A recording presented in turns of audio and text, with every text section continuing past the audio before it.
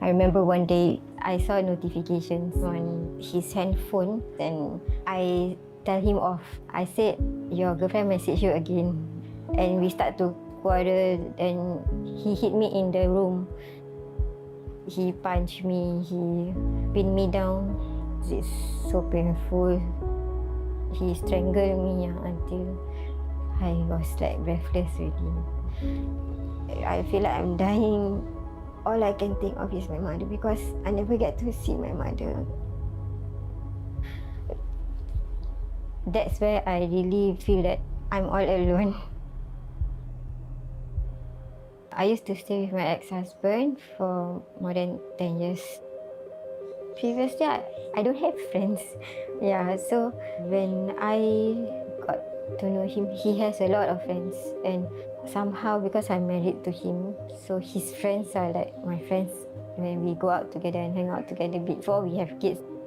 But until we settled down and I became a mother of 2 kids, things just got worse and worse. And I sometimes feel that, oh, just because I have kids, I cannot go out anymore. I cannot spend like how I used to like spend time with him before. Then he's not always at home. He's always out, and he started to change his password, put his handphone under the pillow. It moved to seeing the girls posted on social media. Photos like them hugging each other. When I tried to say something, he just hit me and asked me to keep quiet.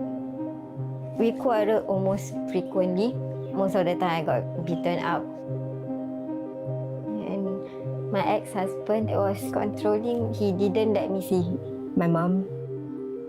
He thinks that my mom is not like a good influence. I can say that point of time I'm just naive lah. I believe everything he said. I always think people are like me. As time goes by, I find that he took advantage of my situation. His friends also aware how he is, but nobody dare to like interfere. I felt lonely at that point of time because, as I said, I have no friends. Everything is too restricted at that point of time. I really feel that nobody hear what I'm feeling, and while all these are happening, I keep thinking to keep the marriage, of course, because of the kids. Because at that point of time, all my kids are still small. In spite of all the things are happening, I always find peace at night when the kids are asleep. That's why I bake. I feel that whatever I bake, my kids enjoy eating it. Then I'm happy. I can bake at night with nobody disturbing me. That's how I spend the days, just to get by until the worst things happen. On that day, when my ex-husband strangled me, I wait for morning to come and he didn't let me sleep. He forced me to sell all my baking equipments. He said, make sure you don't sleep. You post everything, you sell everything, then you straightaway go to work. That's my opportunity to go out from the house. That was when my colleague saw the bruises on my hand. So that's why I was in hospital, and eventually I found Star Shelter. When I was at Star Shelter, deep down I asked myself, can I even stay here? But the residents there are all very friendly. They are so welcoming. Sometimes they have classes like art class lah. Any class I would just took part, and in the class we can share everything and anything safely. I think because of the classes that I attend quite frequent, I start to feel comfortable and I can talk to other people.